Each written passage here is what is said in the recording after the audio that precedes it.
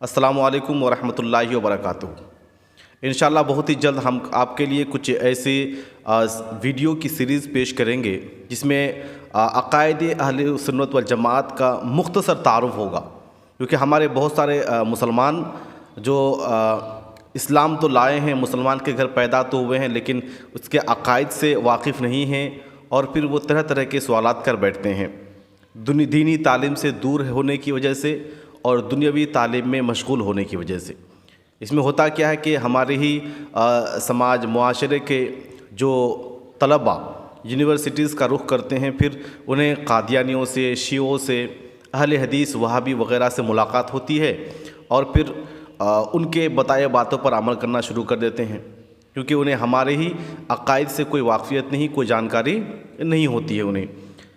آپ کو حال ہی کا ایک واقعہ بتاؤں، پرسوں رات کی بات ہے کہ گجرات سے ایک شخص نے جو ہے مجھے میسج کیا واٹس ایپ پہ، فیس بک سے میرا نمبر نکالا تھا، اور اس نے بتایا کہ تبیان القرآن کا جو میں نے درس دینا شروع کیا تھا، وہ اس بیان کو دیکھا ہے، سیریز کو دیکھا ہے، اور اس کے دل میں کوئی سوال آیا، اور اس نے کہا کہ میں اہل سنت والجماعت سے ہوں، سنی بریلوی ہوں۔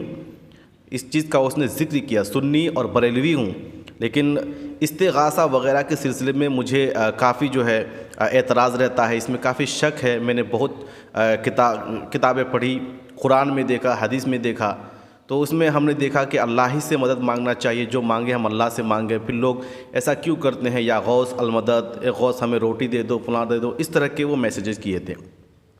تو اب میں نے ان کو جو اپنی طرف سے جو مجھ سے ہو سکا میں نے اس کو سمجھایا، اور کافی اس نے وہ جو ہے خوش ہوا اور امپریس ہوا کہ نہیں، یہ بات، یہ جو چیزیں آپ نے بتائی ہے، یہ تو عقائد اہل سنت والجماعت سے ہے، اور یہ خلجان میرا اب دور ہو گیا ہے۔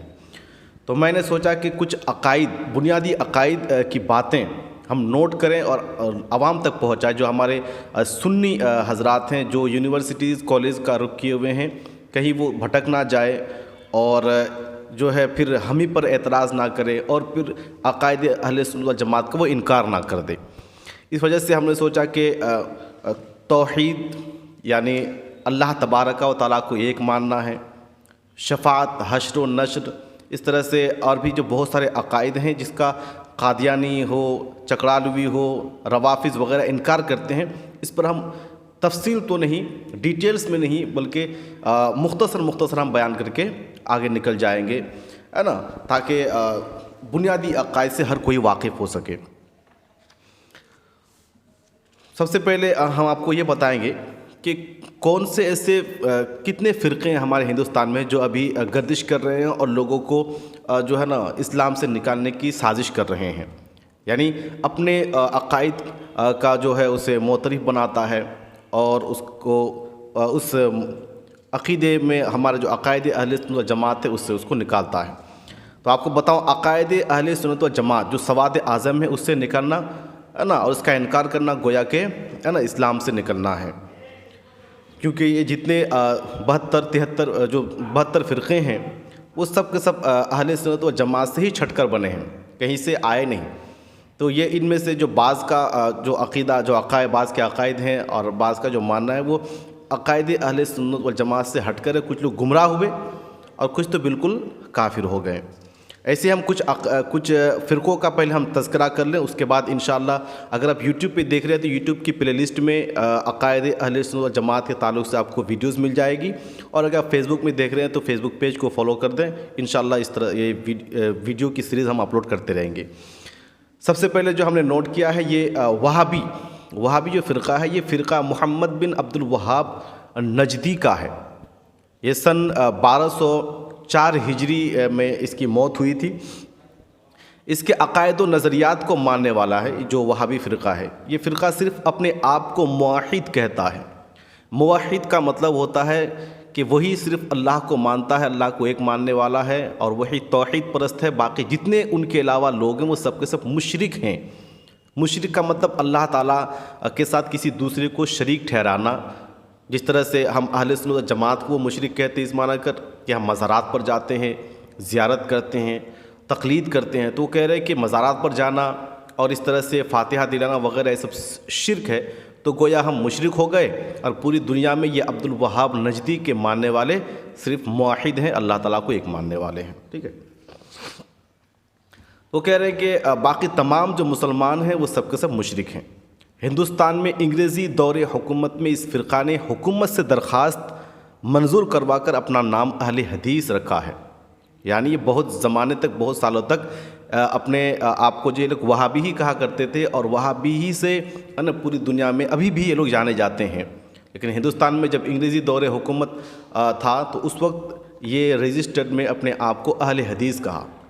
اب اس کی بدماشی دیکھیں، یہ ابھی حال فی الحال کی بات ہے جب وہ اہل حدیث اپنا نام درج کروایا، اور اس اہل حدیث کو وہ لوگ حدیث سے ثابت کر رہے ہیں کہ ہم لوگ حضور کے زمانے سے ہیں، تو یہ ایک تعجب کی بات ہے اور ان لوگوں کی ایک مکاری ہے۔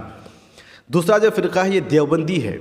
یہ فرقہ بعض عقائد میں محمد بن عبد الوہاب نجدی اور اسماعیل دہلوی کا پیروکار ہے، پیروکار یعنی کہ ماننے والے ہیں، لیکن وہابی یعنی کہ اہل حدیث کی طرح ائمہ اربعہ کی تقلید کو شرک نہیں کہتے یہ دیوبندی، کیونکہ اہل حدیث جو ہے وہ ائمہ اربعہ کی ہم تقلید کرتے ہیں، جیسے ہم امام اعظم ابو حنیفہ کی تقلید کرتے ہیں، تو یہ دیوبندی بھی تقلید کرتے ہیں، یہ شرک اس کو نہیں کہتے ہیں، وہابی اس کو شرک کہتے ہیں، بلکہ کسی ایک امام کی تقلید بھی کرتے ہیں یہ دیوبندی حضرات۔ اکثر امام اعظم ابو حنیفہ کی یہ مقلد ہیں۔ یہ وہابیوں کی طرح اولیاء و انبیاء سے استمداد و استغاثہ کو شرک کہتے ہیں، یعنی یہ بھی اس کا بھی یہ ماننا ہے کہ اولیاء سے استغاثہ کرنا، مدد مانگنا، یہ سب شرک ہے، جس طرح سے وہابی کہتے ہیں۔ تو گویا اس معاملے میں یہ وہابی کے برابر ہو گئے۔ اور صالحین کی قبروں کی زیارت، قیام میلاد النبی صلی اللہ تعالیٰ علیہ وسلم وغیرہ کو یہ بدعت کہتے ہیں۔ صالحین یعنی بزرگان دین جو ہیں، ان کے لیے ہم ایصال ثواب کرتے ہیں، ان کی قبروں کی زیارت کرتے ہیں، یہ سب کے سب جو ہے نا یہ لوگ کار گناہ سمجھتے ہیں اور بدعت کہتے ہیں۔ یہ فرقہ اپنے آپ کو اہل سنت کہتا ہے۔ یہی اہل دیوبندیوں کا کہنا ہے کہ اہل سنت والجماعت حقیقت میں وہی لوگ ہیں اور ہم لوگ بھٹکے ہوئے ہیں، جبکہ معاملہ کچھ اور ہے۔ اس فرقے کے زیادہ تر علماء کا تعلق دارالعلوم دیوبند سے ہے، اس لیے اسے دیوبندی کہا جاتا ہے۔ دارالعلوم دیوبند جو سہارنپور میں واقع ہے، اور وہاں چونکہ ان کا مرکز ہے ان لوگوں کا، اور وہیں سے پڑھے ہوئے ہوتے ہیں، اور وہاں جو ان کے پیشوا گزر چکے ہیں چونکہ وہی کے تھے، اور انہی کی باتوں کو یہ لوگ مانتے ہیں، اس لیے ان سب کو دیوبندی کہا جاتا ہے۔ اس فرقے کے بانی مولوی رشید احمد گنگوہی، مولوی خلیل احمد امبیٹوی، مولوی قاسم نانوتوی اور مولوی اشرف علی تھانوی ہیں۔ یہی اس فرقے کے بانی ہیں، یعنی دیوبندی فرقے کے۔ اس فرقے کے بانیان نے اپنی کتابوں میں نبی پاک صلی اللہ تعالیٰ علیہ وسلم کے علم کو چوپائیوں اور پاگلوں کے علم کی طرح لکھا ہے، یعنی بہت بری بات ہے۔ اس پر اعلیٰ حضرت علیہ الرحمٰن نے کفر کا فتویٰ بھی لگایا ان لوگوں پر، ہے نا، کہ یہ کہتے ہیں کہ معاذ اللہ، صد بار معاذ اللہ، کہ حضور علیہ السلام کو اتنا ہی علم تھا جتنا کہ آج کے چوپائیوں کو علم ہے، جبکہ اللہ کے نبی صلی اللہ تعالی وسلم کی شان کیا ہے وہ صرف رب ہی جانتا ہے، اس کے علاوہ کوئی نہیں جانتا۔ تو یہ بہت بڑی جرأت ہے اور بہت بڑی گمراہی ہے کہ حضور علیہ السلام کے علم کو انہوں نے چوپائیوں کے ساتھ جو ہے نا ٹھہرایا ہے، برابر قرار دیا ہے۔ حضرت صلی اللہ تعالیٰ علیہ وسلم کے علم سے زیادہ علم شیطان کا لکھا ہے۔ یہ کہتے ہیں کہ حضور علیہ السلام کو جتنا علم ہے اس سے زیادہ علم شیطان کو ہے۔ تو ایک عام مسلمان یہ اس بات سے اندازہ لگا سکتے ہیں کہ ان لوگوں کے اندر کتنی خباثت بھری ہوئی ہے، اور جہالت ہی کی تو کوئی انتہا ہی نہیں۔ اور یہ لکھا ہے کہ آپ علیہ السلام کے بعد بھی اگر کوئی نیا نبی آ جائے تو آپ کی خاتمیت میں کوئی فرق نہیں آئے گا، جبکہ قرآن میں صاف ذکر ہے کہ آپ علیہ السلام خاتم النبی ہیں، نبیین ہیں، حضور علیہ السلام کے بعد کوئی نبی نہیں آنے والا۔ تو جب قرآن میں لکھا ہوا ہے، اب اگر کوئی اس کا انکار کرے تو وہ کافر ہے۔ تو یہ جو ہے نا کہتے ہیں دیوبندی فرقے والے کہ حضور کے بعد اگر کوئی نبی آ جائے تو ان کی خاتمیت پر کوئی فرق نہیں آئے گا، جو کہ کھلی گمراہی اور کفر ہے۔ اس فرقے کے عقائد کو جاننے کے لیے کتاب عقائد علماء دیوبند مصنف حافظ ملت مولانا عبدالعزیز محدث مراد آبادی علیہ الرحمہ کا مطالعہ کیجیے، یعنی کتاب عقائد علماء دیوبند جو حضور حافظ ملت مولانا عبدالعزیز محدث مراد آبادی علیہ الرحمہ کی کتاب ہے نا، اس سے آپ استفادہ کر سکتے ہیں۔ تیسرا جو فرقہ ہے جس کا ہم آپ کے سامنے ذکر کرنا چاہیں گے وہ ہے جماعت اسلامی۔ اس فرقے کا بانی یعنی اس فرقے کو بنانے والا یہ سید ابو الاعلیٰ مودودی ہے۔ یہ سید جو ہم کہہ رہے ہیں اس سید سے آپ یہ دھوکہ نہ کھائیں کہ یہ بھی آل رسول ہیں، بلکہ یہ لوگ اپنے آگے سید لکھواتے ہیں، ہے نا۔ تو سید ابو الاعلیٰ مودودی ہے۔ بانی فرقہ کے نقطۂ نظر سے اللہ تعالیٰ کے نبی صلی اللہ تعالی علیہ وسلم کی حیثیت محض ایک اعلیٰ حاکم اور مثالی فرما روا کی تھی۔ یعنی یہ جو ابو الاعلیٰ مودودی ہے اس کا کہنا ہے کہ حضور علیہ السلام ہے نا محض ایک اعلیٰ حاکم تھے، یعنی بڑے پیمانے کے حاکم تھے اور مثالی حکم روا تھے، اس کے علاوہ اور کوئی حیثیت وہ نہیں سمجھتے ہیں۔ اور اسلام ایک نظام حکومت تھا جو نبی علیہ السلام نے نافذ فرمایا۔ یہی وجہ ہے کہ وہ نبی کو بھی خطا بلکہ گناہ کا مرتکب مانتے ہیں۔ وہ کہتے ہیں اسلام ایک نظام حکومت ہے، جس طرح سے ابھی جو حکومت ہے یعنی ہر ملک کا ایک قانون ہوتا ہے، ہر ملک کا ایک ضابطہ ہوتا ہے، کہیں کوئی سرکار کسی کی بنتی ہے، کبھی کسی کی سرکار بنتی ہے۔ تو یہ جو ابو الاعلیٰ مودودی ہے یہ بھی اسی طرح مانتا ہے کہ اسلام ایک مکمل نظام حکومت ہے، اس کو حضور نے نافذ فرمایا۔ اور جب نظام حکومت مانیں گے تو نظام حکومت کے نافذ کرنے والے کو آپ کو یہ ماننا ہوگا کہ وہ معصوم نہیں ہے، کچھ بھی کر سکتے ہیں، اپنے فیصلے میں صحیح بھی ہو سکتے ہیں، غلط بھی ہو سکتے ہیں۔ اس لیے حضور علیہ السلام کو کہتے ہیں کہ وہ بھی مرتکب خطا تھے، ان سے بھی گناہ ہو سکتا تھا، جبکہ حضور علیہ السلام کو آپ جانتے ہیں کہ وہ معصوم عن الخطا ہے اور اللہ تبارک و تعالیٰ کی طرف سے قرآن لے کر کے آئے ہیں، اور آپ پوری زندگی جتنے بھی آپ نے باتیں کہیں جو آپ نے کیا یہ سب کے سب اللہ تبارک و تعالیٰ کے حکم سے ہیں۔ انشاءاللہ اس پر ہم ڈیٹیلز میں اگلی ویڈیوز میں بات کریں گے۔ ابھی صرف ان کے عقائد کا جستہ عبارات نکال کر کے ہم آپ کو سناتے ہیں۔ یہ کہتے ہیں کہ صحابہ کرام کو ہدایت کے لیے آئیڈیل نہیں ماننا، وہ ہدایت کے لیے انہیں کوئی آئیڈیل نہیں مانتے ہیں، جبکہ حضور نے فرمایا کہ میرے تمام صحابہ جو ہے یہ ستاروں کے مانند ہیں، تم جس کی بھی اقتداء کرو گے ہدایت پا جاؤ گے۔ یہ کہتے ہیں کہ وہ کوئی آئیڈیل نہیں ہے، وہ بھی گنہگار ہے۔ ان کے نزدیک چونکہ اسلام ایک نظام حکومت ہے، اس لیے بس پوری دنیا میں اسی نظام کو نافذ کرنے کے لیے مسلمانوں کو اپنی طاقت کا استعمال کرنا چاہیے۔ جماعت اسلامی کے بانی خلفائے راشدین اور صحابہ کرام کو چونکہ حکام کی حیثیت سے دیکھتے ہیں، یعنی حکام کی حیثیت سے دیکھتے ہیں، اس لیے وہ ان کی شان میں بھی تنقید کرنے سے گریز نہیں کرتے۔ وہ کہتے ہیں کہ اسلام نظام حکومت ہے، اس لیے خلفائے راشدین اور صحابہ کرام یہ سب ایک حکام ہیں، یعنی بس جس طرح سے گورنر ہوتے ہیں، جس طرح سے آج کے زمانے میں پردھان ممبر وغیرہ ہوتے ہیں، اس طرح سے ان کی حیثیت ہے، لہٰذا ان سے بھی غلطیاں ہو سکتی ہیں، اور ان کی وہ تقلید یا پھر ان کی تنقید کرنے سے یہ گریز نہیں کرتے، اور ان کے بارے میں غلط سلط بکنے میں یہ کسر نہیں باقی رکھتے۔ اس جماعت کے ماننے والے کو مودودی کہا جاتا ہے۔ چوتھا جو فرقہ ہے وہ اہل قرآن کا ہے، جس کو چکڑالوی بھی کہتے ہیں۔ اس فرقے کا بانی عبداللہ چکڑالوی ہے۔ اہل قرآن نام سن کر آپ کو اچھا لگے گا کہ اہل قرآن ہیں، لیکن اس کے جو نظریات ہیں وہ بہت ہی گھٹیا قسم کے نظریات ہیں۔ اس فرقے کا کہنا ہے کہ اسلام میں قرآن کے علاوہ کسی کتاب کا اعتبار نہیں ہے، حالانکہ ایسا نہیں ہے۔ قرآن ایک اعلیٰ پیمانے کی کتاب ہے، اللہ تبارک و تعالیٰ کی طرف سے نازل شدہ ہے، اللہ کا کلام ہے، لیکن اس کے ساتھ ساتھ حضور کی جو احادیث ہیں جو ہم تک پہنچی ہے اس کو بھی ماننا بہت ہی ضروری ہے، اور یہ ایسا ہم اپنے طرف سے نہیں کر رہے ہیں، خود قرآن میں اس کا ذکر بھی ہے۔ انشاءاللہ اگلی ویڈیوز میں اس پر ہم چرچا بھی کریں گے۔ تو کہہ رہے ہیں قرآن کے علاوہ کسی کا اعتبار نہیں ہے۔ یہ فرقہ کتب احادیث کو غیر معتبر مانتا ہے، جو بخاری، مسلم، سیاستہ کی جتنی کتابیں ہیں، جتنی احادیث کی کتابیں، وہ اس کو کوئی درجہ نہیں دیتے، باقی دوسری کتابوں کی طرح اس کی اہمیت سمجھتے ہیں، اور اپنی عربی دانی کی بنیاد پر از خود جو کچھ قرآن کے معنی سمجھتا ہے بس اسے ہی اسلام سمجھتا ہے۔ تھوڑی بہت جو عربی آتی ہے، عربی گرامر کے لحاظ سے وہ قرآن کا ترجمہ کرتے ہیں، اور جو معنی انہیں سمجھ میں آتا ہے اسی پر عمل کرتے ہیں، اور اپنے من مانی معنی کر کے کہتے ہیں کہ یہی اسلام ہے، بس اسی پر عمل کرنا ہے، باقی کسی کتاب کا ہمیں حوالہ نہیں دینا، کسی کتاب کا مطالعہ نہیں کرنا، اور اسلام میں دوسری کتاب کو داخل نہیں کرنا ہے، جو کہ سراسر غلط اور گمراہی ہے۔ اس فرقے کے مطابق قرآن میں نام لے کر 5 وقت کی نماز کا ذکر نہیں ہے۔ دیکھیں سب سے بڑی جو گمراہی ہے اور سب سے بڑی بات ان لوگوں کی طرف سے، وہ کہتے ہیں کہ قرآن میں چونکہ یہ ذکر نہیں ہے کہ تم 5 وقت کی نماز ادا کرو، اس لیے 5 وقت کی نماز فرض نہیں ہے، یہ فرقہ اس طرح کے اور بھی غیر اسلامی نظریات رکھتے ہیں.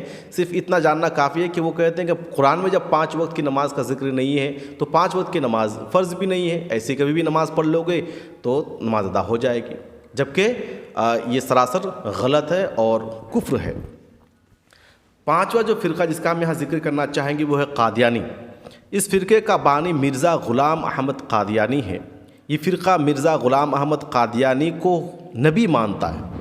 میں نے آپ کو بتایا کہ حضور علیہ السلام کے بعد کوئی نبی نہیں ہے اور نہ ہی آ سکتا ہے، لیکن اس نے صرف نہ کہ یہ مانا کہ حضور کے بعد نبی آ سکتا ہے، بلکہ مرزا غلام احمد قادیانی کو نبی تسلیم بھی کیا اور آج بھی تسلیم کرتا ہے اور اس کی طرف سے دفاع بھی کرتے ہیں.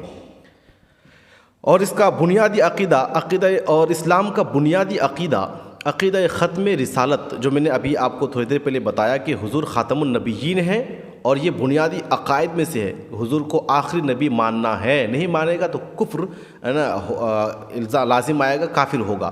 تو یہ ختم رسالت کا جو عقیدہ ہے، یعنی سیدنا محمد صلی اللہ تعالی علیہ وسلم کے بعد کوئی نیا نبی نہیں آ سکتا، یہ جو عقیدہ ہے اس کا انکار کرتا ہے کہ ایسا نہیں ہے. یہ قادیانی اس فرقے کو مرزائی بھی کہتے ہیں. یہ فرقہ نہیں بلکہ در حقیقت نیا مذہب ہے اور بالاجماع خارج از اسلام ہے. اس کو فرقہ کہنا ہی غلط ہے، کیونکہ اس کے جو عقائد ہے یہ عقائد سواد اعظم سے اہل سنت و جماعت سے یکسر الگ ہے، اور ایک کفر نہیں بلکہ ڈھیر سارے کفر یا عقائد ان کے عقائد میں شامل ہے. لہٰذا اس کو فرقہ کہنا ہی مناسب نہیں. اس کو نیا مذہب کہہ لیا جائے کہ ایک نیا مذہب ہے اسلام سے ہٹ کر اور بالاجماع خارج از اسلام ہے. یعنی تمام ائمہ فقہا کا اس پر اتفاق ہے کہ یہ مسلمان نہیں ہے، سب کے سب کافر ہیں. تو یہ فرقہ ہی نہیں رہا. ان کے علاوہ روافظ، یعنی اس کو ہم رافضی کہتے ہیں، شیعہ، مہدویہ، بہرا وغیرہ بنام اسلام کئی فرقے موجود ہیں، اور ہر ایک اپنے آپ کو اہل حق کہتا ہے. سب سے بڑی بات تو یہ ہے کہ سب کے نظریات الگ الگ ہیں، عقائد اہل سنت و جماعت سے ہٹ کر ہے، قرآن اور سنت کے بالکل خلاف ہے. اس کے باوجود وہ اپنے آپ کو اہل حق اور جنتی مانتے ہیں. نبی پاک صلی اللہ تعالیٰ علیہ وسلم کے فرمان کے مطابق اہل حق وہی گروہ ہے، وہی جماعت ہے جو نبی پاک اور آپ کے صحابہ کے عقائد پر ہیں. یعنی وہ جماعت جو نبی کریم صلی اللہ تعالیٰ علیہ وسلم کی سنت پر عمل کرے اور آپ کے اصحاب کے طریقے پر چلے، وہی حقیقت میں سواد اعظم ہے، وہی حقیقت میں جنتی گروہ ہے، اور وہ سواد اعظم ہے، یعنی اہل سنت و جماعت جس میں ہم ہیں. تو عقائد اہل سنت و جماعت کی بنیاد کتاب و سنت پر ہے، اس لیے اس کے کسی عقیدے کو باطل نہیں کہا جا سکتا. یہ جو عقائد اہل سنت و جماعت ہے، مکمل عقائد، مکمل ہر ایک عقیدہ قرآن اور سنت سے ثابت ہے. اس لیے ہم نہیں کہہ سکتے یا کسی کو کہنے کا یہ حق نہیں ہے کہ اس کا یہ عقیدہ غلط ہے، اس کا یہ عقیدہ خراب ہے. ماضی میں عقائد اہل سنت و جماعت پر آگے انہوں نے الگ سی بات کہی ہے، تو میں آپ کو بتانا چاہوں گا اور گزارش کرتا ہوں اس بات کے لیے کہ جو ہم نے یہ سیریز شروع کیا ہے عقائد پر، تو اس کو آپ ضرور دیکھیں، اپنے دوستوں تک بھی شیئر کریں. یہ تو ہم نے صرف بنیادی جو فرقے ہند و پاک میں پائے جاتے ہیں اور اپنی تبلیغ میں ایڑی چوٹی کی زور لگاتے ہیں، اس کا ہم نے سرسری ذکر کیا ہے اور تھوڑا سا آپ کو بتا دیا کہ یہ فرقے ہیں. تو اگر ان فرقوں سے آپ کا سابقہ پڑے تو ضرور ان سے دور رہیں. ان کو جواب دینے سے پہلے خود عقائد اہل سنت والجماعت کا عالم بنیں، جانیں، اس کے بعد ان کے پاس بیٹھیں، ان کا دفاع کریں، ورنہ آپ کے پاس کوئی جواب نہیں ہوگا اور یہ آپ کو گمراہ اور کافر بنانے کے لیے تیار ہے. تو امید کرتا ہوں یہ جو ہم سیریز لے کے آ رہے ہیں عقائد پر آپ کو پسند آئے گا اور اپنے دوستوں تک بھی شیئر کریں گے. تو اگر آپ فیس بک میں دیکھ رہے ہیں تو فیس بک پیج کو فالو کریں، اور اگر یوٹیوب پہ دیکھ رہے ہیں تو یوٹیوب چینل کو لائک، سبسکرائب اور شیئر کرتے ہیں. جب تک کے لیے اجازت چاہوں گا. السلام علیکم ورحمۃ اللہ وبرکاتہ.